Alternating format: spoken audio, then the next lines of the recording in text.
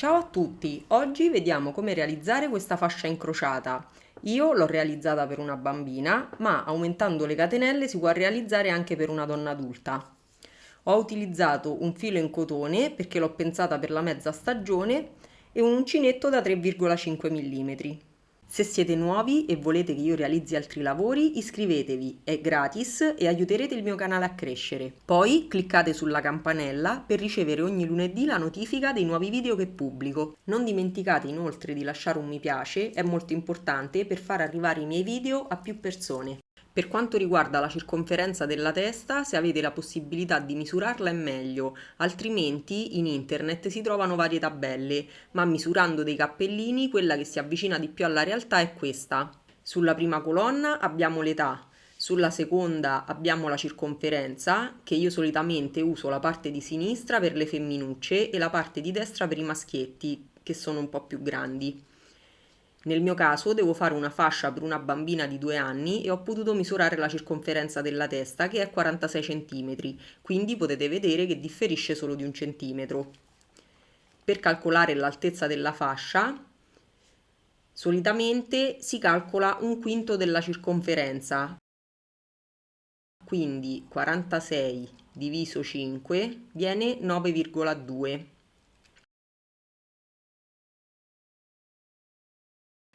Nel mio caso dovrà essere 9 cm.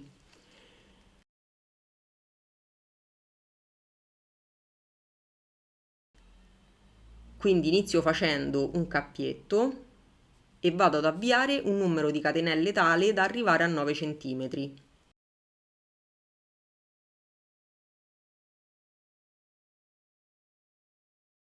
Ecco qua, sono arrivata a 9 cm. Quindi raggiunto il numero di catenelle che mi interessa, ora vado a fare una riga di maglie basse. Quindi faccio una catenella, entro nel secondo punto, quindi non entro qui ma entro qui, e inizio facendo delle maglie basse.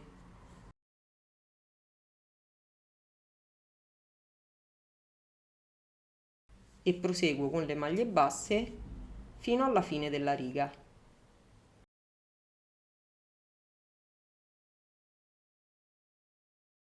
Ora, terminata questa riga, vado a fare 2 catenelle, 1, 2, giro il lavoro, non entro nel primo, non entro nel secondo, ma entro nel terzo punto, perché praticamente queste due sono le mie catenelle.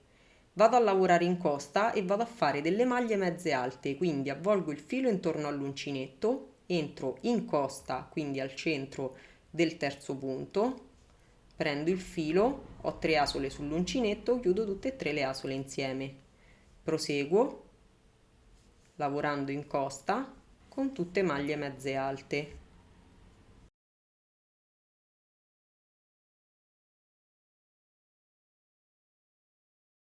Nella quarta riga faccio una catenella, giro il lavoro, entro nel punto per intero e vado a fare una riga di maglie basse.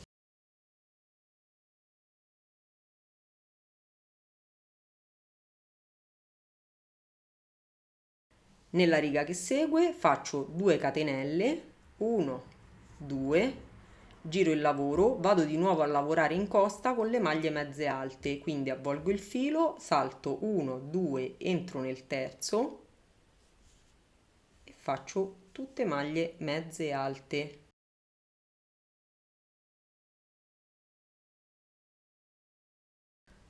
Ora faccio di nuovo una catenella, giro il lavoro, non entro nel primo, entro nel secondo punto, lavoro nell'intero punto e vado a fare una riga di maglie basse.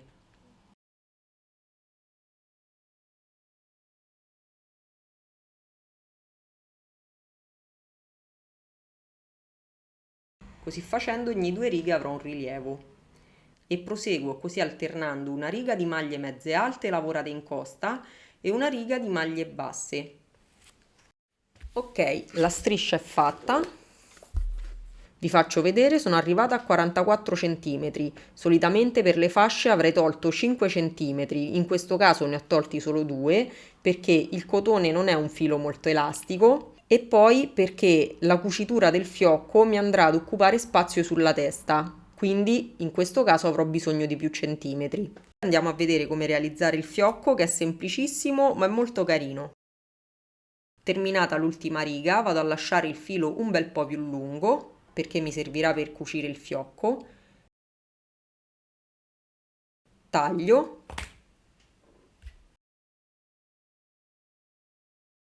Io utilizzerò questo lato come dritto perché ha tutte queste costine che a me piacciono e questo come rovescio.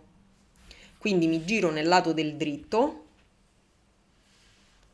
unisco l'ultima riga a metà, così, unisco la prima riga a metà e ora le vado ad unire insieme così. Cerco di farvelo vedere al meglio, così. Questa prende questo e così. Le sistemo bene, prendo un ago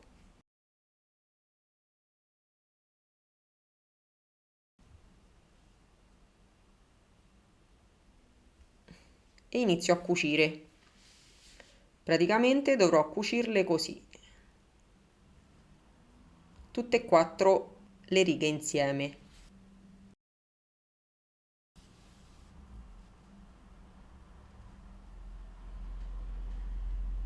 Fate bene attenzione a prenderle tutte e quattro.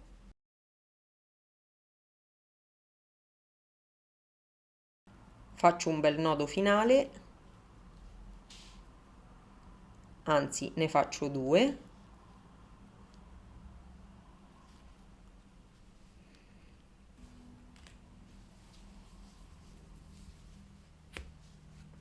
Questo lo vado a nascondere all'interno del lavoro o lo taglio direttamente.